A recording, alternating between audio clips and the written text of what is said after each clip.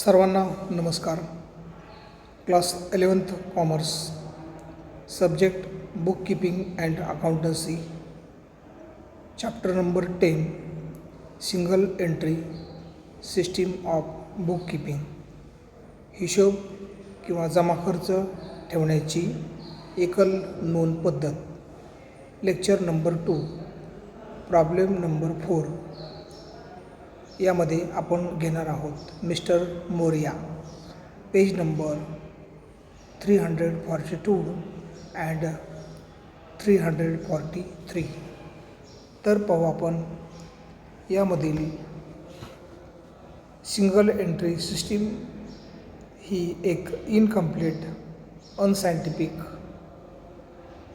Principles, rules and regulations नसलेली ही एक पद्धत आहे आणि ही पद्धत हिशोब ठेवण्याची वापरणाऱ्या ज्या संस्था किंवा व्यक्ती आहेत त्यामध्ये चार्टर्ड अकाउंटंट, आर्किटेक्चर, ॲडव्होकेट, छोटे मोठे व्यावसायिक, स्मॉल बिझनेसमॅन, ट्रेडर्स, छोटे व्यापारी ही सिंगल एंट्री सिस्टीम हिशोब लिखाणासाठी वापरतात. तर यामध्ये उदाहरण कशा पद्धतीने सोडवायचं आहे ते आपण यात पाहणार आहोत. नेक्स्ट. तर हे आपणासमोर एक उदाहरण दिलेलं आहे आणि या सिंगल एंट्री सिस्टीममध्ये आपल्याला 3 गोष्टी बनवायच्या असतात. त्यामध्ये A, statement of affairs, statement of affairs, opening म्हणजे 1 एप्रिलचे, नंतर B, statement of affairs closing 31 March, आणि C, statement of profit or loss. हे 3 स्टेटमेंट यामध्ये तयार केली जातात. 1 ए, स्टेटमेंट ऑफ अफेअर्स, घडामोड पत्रक, उलाढालीचे पत्रक. Statement of affairs B, closing at the end of the accounting year 31 March, आणि statement of profit or loss. तर ह्या 3 बाबी सिंगल एंट्री सिस्टीममध्ये तयार केल्या जातात. तर त्यासंबंधी आपण एक आपणास उदाहरणाद्वारे समजावे म्हणून आपण 342 पानावरचं एक उदाहरण घेतलेलं आहे. परीक्षेमध्ये आपणास अशा प्रकारचे उदाहरण विचारले जाते. तर एकदम उदाहरण सोडविणे सोपी पद्धत आहे आणि विद्यार्थ्यांच्या लगेच हे उदाहरण लक्षात येते आणि म्हणून अवघड नाही, सोपे आहे. तर आपण पाहू आता प्रॉब्लेम नंबर 4. वाचून घेऊ. Mister Moriya keeps his books on single entry system and gives the following information. Mister Moriya हे व्यापारी आहेत. त्यांनी सिंगल एंट्री सिस्टीमचा यूज केलेला आहे हिशोब ठेवण्यासाठी आणि आपल्याला खालील इन्फॉर्मेशन दिलेली आहे. 3 कॉलममध्ये इन्फॉर्मेशन दिलेली आहे. पर्टिक्युलर्स 31/3/2017 रुपीज आणि 31/3/2018 रुपीज. म्हणजे 31/3/17 म्हणजेच हा आहे 1/4/2017 ही डेट आहे. 31 मार्च नंतर 1 एप्रिल तारीख येते आणि म्हणून 31/3/17 म्हणजेच 1/4/17 हे ओपनिंग फिगर्स आहेत, वर्षाच्या सुरुवातीच्या फिगर्स आहेत.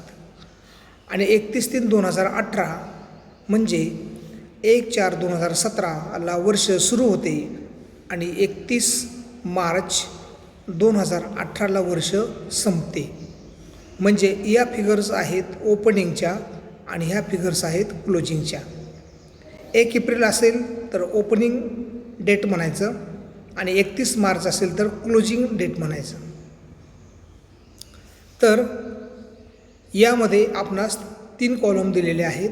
पर्टिक्युलर्स 31/3/2017 म्हणजे ओपनिंग बॅलन्सेस आणि 31/3/2018 म्हणजे closing balances.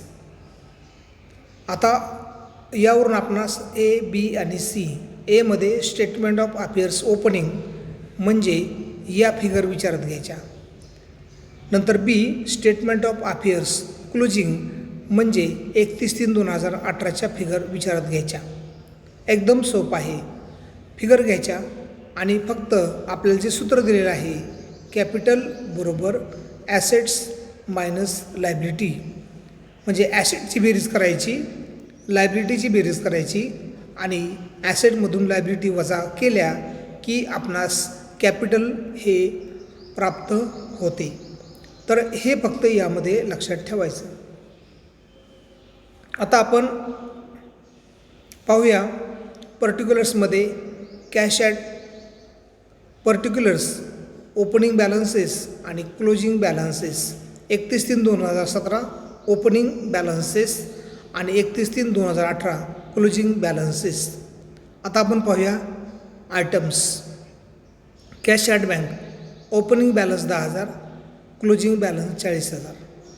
Sundry debtors opening balance 25,000, closing balance 42,000.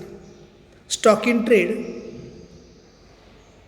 शिल्लक माल ओपनिंग बॅलन्स 20,000 आणि closing balance 35,000. Furniture opening balance 30,000 आणि closing balance 30,000. Machinery opening balance 60,000 आणि क्लोजिंग बॅलन्स 60,000. बिल्स पेबल देणे हुंडी ओपनिंग बॅलन्स 4,000 आणि क्लोजिंग बॅलन्स 4,000. सन्ड्री क्रेडिटर्स सावकाराचं देणं, धनकोंचं देणं, विक्रेत्याचे देणे लायबिलिटी आहे. ओपनिंग बॅलन्सेस 10,000 आणि क्लोजिंग बॅलन्स आहे 15,000. त्यानंतर bank loan at the rate 11% per annum म्हणजे 10% दराने आपण बँकेचे कर्ज घेतलेले आहे. ही आपली आहे लायबिलिटी आणि त्यामुळे ओपनिंग बॅलन्स 4,300 आणि क्लोजिंग बॅलन्स 4,300. आता हे आपल्यास दिलेलं आहे उदाहरण आणि त्याचबरोबर काही थोड्याशा ॲडजस्टमेंट आपल्याला दिलेल्या आहेत आणि त्या ॲडजस्टमेंट आपण ॲडिशनल इन्फॉर्मेशन म्हणून पाहणार आहोत. तर additional information 1. Mister Moriya withdrew from business account ₹6,000 for personal use. म्हणजे मिस्टर मोरियाने काय केलेलं आहे, त्याच्या व्यापारामधून ₹6,000 त्याच्या खाजगी वैयक्तिक कामाकरिता व्यवसायाच्या अकाउंटमधून उचललेले आहेत. हे आहे drawings. Second, he introduce additional capital of ₹30,000 आणि त्याने वर्षामध्ये म्हणजे 1 एप्रिल 2017 ते 31 मार्च 2018 या 12 महिन्यामध्ये त्याने ₹30,000 आणखीन ॲडिशनल जादा कॅपिटल मागवलेलं आहे. ते पण आपण विचारात घेणार आहोत. 3. Depreciation is to be charge at 10% per annum on furniture and machinery. आणि फर्निचर आणि मशिनरी जे क्लोजिंग बॅलन्सेस आहेत त्यावरती आपल्याला 10% डेप्रिशिएशन आकारायचं आहे. आणि आपल्याला सोल्युशनमध्ये बनवायचं आहे प्रिपेअर एक opening and closing statement of affairs. म्हणजे सुरुवातीचे आणि वर्षाच्या शेवटचे उलाढालीचे पत्रक म्हणजे ए आणि बी. आणि 2. Statement of profit or loss for the year ended 31 March 2018 आणि नफा किंवा तोटा पत्रक आपल्याला बनवायचं आहे. म्हणजे या उदाहरणामध्ये आपल्याला 3 गोष्टी बनवायच्यात. A opening statement of affairs, B closing statement of affairs आणि C statement of profit or loss. तर आपण पाहूया उदाहरण कशा पद्धतीने सोडवतात. तर उदाहरण सोडण्याची पद्धत खूप सोपी आहे. ओपनिंग बॅलन्सेस ओपनिंग कॉलममध्ये घ्यायचे, क्लोजिंग कॉलममध्ये घ्यायचे, बेरीज घ्यायची आणि ॲसेटमधून एनीमधून देणी वजा करायची. जे राहील त्याला आपण म्हणणार कॅपिटल. चला तर मग आपण उदाहरण कशा पद्धतीने सोडवलं जातं ते आपण यामध्ये पाहणार आहोत. तर हे आहे सोल्युशनमध्ये in the books of mister Moria statement of affairs as on म्हणजे उलाढालीचे पत्रक. यामध्ये आपण कॉलम केलेले आहेत. बॅलन्स शीट म्हणजे स्टेटमेंट ऑफ अफेअर्सचा आपण फॉर्मॅट तयार केलेला आहे. लेफ्ट हँड साईडला लायबिलिटीज म्हणजे देणी आणि राईट हँड साईडला ॲसेट म्हणजे एनी. तारखा घेतल्या आपण उदाहरणामधून 31/3/2017 ही ओपनिंग तारीख झाली आणि 31/3/2018 ही क्लोजिंग डेट झाली. ॲसेट साईडला पुन्हा तेच 31/3/2017 म्हणजे ओपनिंग ॲसेट्स आणि 31/3/2018 क्लोजिंग ॲसेट्स. आता आपल्याला जे उदाहरण दिलेलं आहे त्या उदाहरणामधील ॲसेटचे आयटम ॲसेट साईडला घ्यायचे आणि लायबिलिटीचे आयटम लायबिलिटी साईडला घ्यायचे. आता त्यामध्ये होतं बघा cash at bank. Cash at bank opening figure होती 10,000 आणि क्लोजिंग फिगर होती 40,000. हे घेतलं इथं उदाहरणामध्ये पाहू शकता. सन्ड्री डेटर्स ओपनिंग बॅलन्स होता आपला 25,000 आणि क्लोजिंग बॅलन्स होता 42,000. Stock in trade opening balance आपला होता 20,000 आणि क्लोजिंग बॅलन्स होता 35,000. फर्निचर उदाहरणामध्ये ओपनिंग बॅलन्स आहे 30,000 आणि क्लोजिंग बॅलन्स आहे 30,000. त्या कॉलममध्ये फक्त मांडून घ्यायचं. मशिनरी उदाहरणामध्ये ओपनिंग बॅलन्स होता 60,000 आणि क्लोजिंग बॅलन्स आहे 60,000. घेतले मांडून म्हणजे 31/3/2017ची बेरीज आपली आलेली आहे 1,45,000. एवढं आपलं ओपनिंग ॲसेट्स आहेत आणि 31/3/2018 आपल्या क्लोजिंग ॲसेट बॅलन्स आपला आहे टोटल आहे 2,07,000 रुपये. 1,45,000 ओपनिंग आणि क्लोजिंग 2,07,000. तर आता आपण उदाहरणामधून लायबिलिटीज घेऊया. त्यामध्ये बिल्स पेबल होतं पहा. बिल्स पेबलची ओपनिंग अमाऊंट आहे 4,000 आणि क्लोजिंग अमाऊंट आहे 4,000. सन्ड्री क्रेडिटर्सची अमाऊंट आहे ओपनिंग 10,000 आणि क्लोजिंग आहे 15,000. उदाहरण समोर ठेवायचं आहे. बँक लोन 10% ओपनिंग बॅलन्स आहे 4,300 आणि क्लोजिंग बॅलन्स आहे 4,300. आता काय करायचं तर हे सूत्र मांडायचं. कॅपिटल बरोबर ॲसेट्स मायनस लायबिलिटी आणि त्यामध्ये मग आपल्याला ए मिळेल. एमधून काय करायचं 1,45,000 वजा याची बेरीज करायची म्हणजे 4,000 10,000 आणि 4,300 म्हणजे 10 आणि 4 14 18,300. आपण यामधून लायबिलिटी वजा केल्या म्हणजे हे आपले झाले ॲसेट आणि ही झाली आपली लायबिलिटी.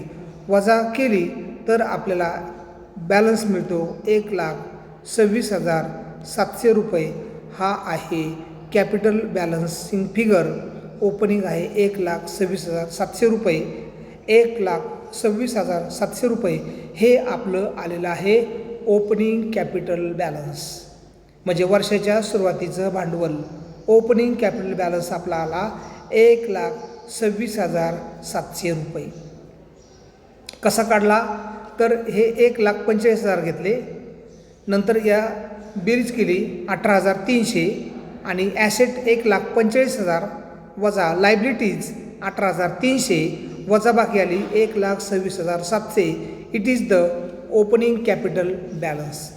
आता आपण पाहूया क्लोजिंग कॅपिटल बॅलन्स. तर क्लोजिंग कॅपिटल बॅलन्सला आपण म्हणतो बी. म्हणजे काय करायचं, कॅपिटल बरोबर ॲसेट वजा लायबिलिटी. आता क्लोजिंग कॅपिटल किती आपलं आहे, 2,07,000 रुपये. 2,07,000 वजा, आता लायबिलिटीची बेरीज करू, 31/3/2018ची 4,000 आणि 15,000 19,000 आणि 4,300 म्हणजे 19 आणि 4 23,000 23,300. याच्यामधून आपण वजा केले लायबिलिटी ह्या ॲसेट 2,07,000, ॲसेटची बेरीज लायबिलिटीची बेरीज झाली 23,300 वजा बाकी आपले आलेले आहे 1,83,700 रुपये. हा आपला आला क्लोजिंग कॅपिटल बॅलन्स. म्हणजे 1,26,700 रुपये ओपनिंग कॅपिटल बॅलन्स आणि 1,83,700 रुपये क्लोजिंग कॅपिटल बॅलन्स. म्हणजे हे ए आणि हे बी. आणि टोटल मग 1,45,000 ओपनिंग, क्लोजिंग 1,45,000, ओपनिंग 2,07,000 आणि क्लोजिंग 2,07,000. तर या पद्धतीमध्ये आपल्याला या सोल्युशनमधून काय मिळालं, तर ए मिळालं आपल्याला. ए मिळालं ओपनिंग कॅपिटल बॅलन्स मिळाला. ओपनिंग कॅपिटल बॅलन्स आपल्याला मिळालेला आहे 1,26,700 रुपये. आणि आपल्याला बी हे उत्तर मिळालेलं आहे क्लोजिंग कॅपिटल बॅलन्स. आणि क्लोजिंग कॅपिटल बॅलन्स मिळाला आपल्याला 1,83,700 रुपये. त्या दोन्हींचा विचार आपण आता पुढे सी या प्रकारामध्ये स्टेटमेंट ऑफ प्रॉफिट और लॉसमध्ये करणार आहोत. आणि म्हणून नेक्स्ट आता हे झालं आपलं आहे स्टेटमेंट ऑफ अफेअर्स ओपनिंग आणि क्लोजिंग. 1,26,700 ओपनिंग कॅपिटल बॅलन्स, वर्षाच्या सुरुवातीचं भांडवल. आणि क्लोजिंग कॅपिटल बॅलन्स 1,83,700 वर्षाच्या शेवटचं भांडवल. नेक्स्ट आता आपण या आधारे बनवणार आहोत सी आकडा स्टेटमेंट ऑफ प्रॉफिट और लॉस. एकदम सोपा आहे पहा. For the year ending 31 March 2018, page number 343. 3 कॉलममध्ये बनवायचा. पर्टिक्युलर्स, इनर अमाऊंट रुपीज आणि आउटर अमाऊंट रुपीज. एकदम सोपं आहे. तर यामध्ये काय घ्यायचं, तर आपण आता सी आकडा बनवत आहोत. स्टेटमेंट ऑफ प्रॉफिट और loss for the year ending 31 March 2018, particulars amount rupees. पहिल्यांदा यामध्ये घ्यायचं कॅपिटल ॲज ऑन 31 मार्च 2018 म्हणजे क्लोजिंग कॅपिटल बॅलन्स आपला आला 1,83,700 बी आकडा. त्यामध्ये ॲडजस्टमेंट नंबर होती आपली 1 add drawings during the year आणि 6,000 त्यामध्ये ॲड करायचे. Drawings during the year 6,000 add करायचे. आणि म्हणून 1,83,700 अधिक 6,000 बरोबर 1,89,700 रुपये ड्रॉइंग्स ॲड करायचं. आणि त्यामधून लेस करायचं ॲडिशनल कॅपिटल. मग त्याने वर्षभरामध्ये जादा किंवा अधिकचं अतिरिक्त भांडवल आणलेलं आहे ते ॲडजस्टमेंट नंबर 2मध्ये ही इंट्रोड्यूस ॲडिशनल कॅपिटल ऑफ ₹30,000 आणि ते त्याच्यामधून वजा करायचे.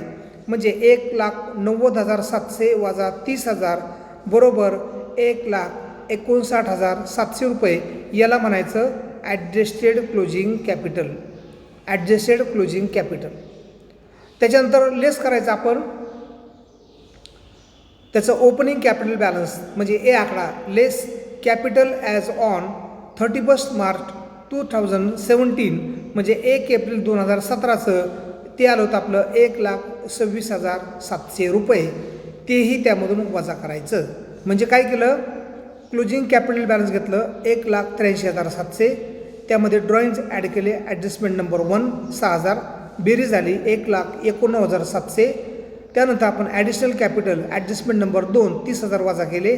वजाबाकी आली 1,59,700. त्यानंतर आपण ए ओपनिंग कॅपिटल बॅलन्स 1,26,700 वजा केला आणि आपला आता आला profit for the year before adjustment आलेला आहे 33,000. आणि त्यामध्ये मग आपण काय करायच्या ॲडजस्टमेंट एक्सपेन्सेस वजा करायचे. Expenses debit the expense and losses म्हणजे आपण ते काय करणार, वजा करणार. मग त्यामध्ये less expenses and losses during the year, त्यामध्ये एक डेप्रिसिएशन ऑन मशिनरी 60,000वर 10% म्हणजे 6,000. 60,000वरती 10%, 60,000 गुणिले 10 भागिले 100 म्हणजे किती आले, 6,000 रुपये याचा घसारा आला. त्यानंतर depreciation on furniture 30,000. Depreciation on furniture मग त्याचं किती आलेलं आहे इथं, 3,000 आलं. ते कसं आलं, 30,000 फर्निचरची किंमत आहे गुणिले 10 भागिले 100, 0 0 0 आणि मग किती राहिले इथं 3,000 म्हणजे 6,000 रुपये मशिनरीचं डेप्रिसिएशन, 3,000 रुपये डेप्रिसिएशन फर्निचरचं, आणि एक आपल्याला बँक लोन आपण घेतलं होतं, ते बँक लोन आपलं होतं 4,300 आणि 4,300चं व्याजदर होता 10%, म्हणजे 4,300 गुणिले 10 भागिले 100, 0 0 0 आणि व्याज आपल्याला किती द्यायचं आहे, 430 रुपये व्याज द्यायचं आहे. तर आपण काय करायचं, मग या तिघांची बेरीज करायची. Depreciation on machinery 6,000, depreciation on furniture 3,000 आणि interest on bank loan 10% on 4,300, 10% 430, ह्याची बेरीज झाली 9,430. आणि profit for the year before adjustment आपला आलेला आहे 33,000. 33,000मधून हे 9,430 वजा करायचे. 33,000मधून 9,430 वजा केल्यानंतर पॉझिटिव्ह फिगर आली आणि म्हणून 23,570 रुपये it is the net profit during the year. आणि आपल्याला निव्वळ नफा झालेला आहे. म्हणजे आपलं उत्पन्न 33,000 होतं, 33,000 वजा आपले लॉसेस आहेत 9,430 आणि आपल्याला येथे नेट प्रॉफिट झालेला आहे 23,570 रुपये. तर हा आपला सी आकडा झालेला. म्हणजे आपण उदाहरणामध्ये काय केलं, उदाहरणामध्ये आपण इथे हा ओपनिंग कॅपिटल बॅलन्स जो आहे हा आपण ए आकडा बनवला, नंतर हा 31/3/2018चा आपण बी क्लोजिंग कॅपिटल बनवला आणि त्याच्यानंतर आपण त्याच्या आधारे काय केलं, आपला सी आकडा जो आहे तो बनवलेला आहे स्टेटमेंट ऑफ प्रॉफिट और लॉस. तरी आपण सर्वांनी पेज नंबर 342 आणि 343वर जे उदाहरण दिलेलं आहे ते वहीमध्ये पूर्ण करायचं आहे, लिहायचं आहे आणि हे सोल्युशन व्यवस्थित ऐकायचं आहे, समजून घ्यायचं आहे. परीक्षेच्या दृष्टिकोनातून महत्त्वाचा प्रश्न असल्यामुळे आणि सिंगल एंट्री हे आपल्याला एक्झाममध्ये असल्यामुळे आपणास व्यवस्थितरित्या अभ्यास करणे गरजेचे आहे. तरी सर्वांनी व्यवस्थित अभ्यास करा आणि उदाहरण व्यवस्थित समजून घ्या. धन्यवाद.